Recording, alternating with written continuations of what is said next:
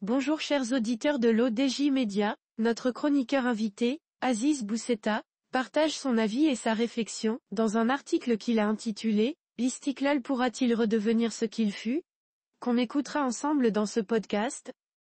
Notre journaliste entame sa présentation du sujet en disant « Il est l'un des plus vieux partis dans le monde. Cela a ses avantages, en matière de prestige, d'histoire et d'appareil, mais cela a aussi ses inconvénients, en l'occurrence la difficulté à s'adapter aux différentes relèves générationnelles et aux mutations sociales. Aujourd'hui, le parti créé en 1943 ou 1934, selon les versions, les humeurs et les approches historiques, siège au gouvernement aux côtés de deux autres formations au passé, neutres, pour rester correct. » Notre chroniqueur invité met l'accent sur l'importance de ce point en affirmant que jusqu'en 2012, le parti a fonctionné d'une manière plutôt normale, dans le sens où les notables fascis, qui avaient fait sa gloire, étaient continuellement aux commandes, malgré le long règne de Mohamed Boussetta, notable non fasci mais notable quand même et assimilé fasci selon la logique d'une complexe alchimie sociologique. Abbas el-Fassi lui succède en 1998 et se maintient en poste jusqu'en 2012, au terme d'un passage à la primature, qu'une mauvaise fortune a brisé contre la vague du mouvement du 20 février. Puis arrive le sulfureux Hamid Chaba, l'homme de tous les combats et les coups bas, le chef qui noue des alliances improbables, lâche la proie pour l'ombre, fait de l'esbrouf une politique et de la politique un viatique. Lors de la course à la chefferie du parti en 2012, il prend le dessus sur Abdelwahed el-Fassi, fils de son père halal mais peu combatif. Avec Hamid Chaba et ses amis, l'Istiklal descend de plusieurs rangs sur l'échelle de la morale politique et de l'éthique partisane. En 2017, se tient le Congrès général, qui est le théâtre d'une lutte épique entre le clan des notables fascis et des nostalgiques du Grand Istiklal, emmené par Nizar Baraka, et celui des caciques sahraouis rangés sous la bannière de la famille Ould Rachid. Les seconds aident le premier à faire le coup de poing, puis à défaire le système Chaba. Depuis, plus rien, assis, l'entrée de l'Istiklal au gouvernement, par la porte arrière puisqu'il est le troisième d'une majorité à 3, derrière deux partis estampillés administration, sans idéologie connue ni réalisation reconnue. Aujourd'hui, il y a péril dans la demeure istiklalienne.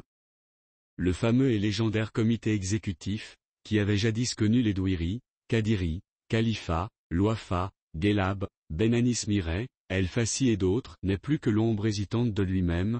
Le Conseil national ne conseille plus personne et le secrétaire général Baraka doit gérer un parti, naguère puissant, conquérant et peuplé de grands noms, mais aujourd'hui réduit à une guilde d'ambition plus ou moins avouée, plus ou moins légitime. En attendant le congrès, en retard de plus de 2 ans, Monsieur Aziz Boussetta enrichit son discours de la manière suivante. Et en attendant ou en préparant le congrès, Nizar Baraka pourrait entreprendre des actions qui marqueraient son passage à la tête du parti de ses aïeux. Se démarquer de cette majorité en défiant son chef, qui fonctionne plus selon une logique entrepreneuriale et clientéliste qu'idéologique et politique est une option, au risque de devoir quitter le navire. Hamid Chaba l'avait fait, pour d'autres raisons, en 2013, et Nizar Baraka peut tout aussi bien le décider aujourd'hui.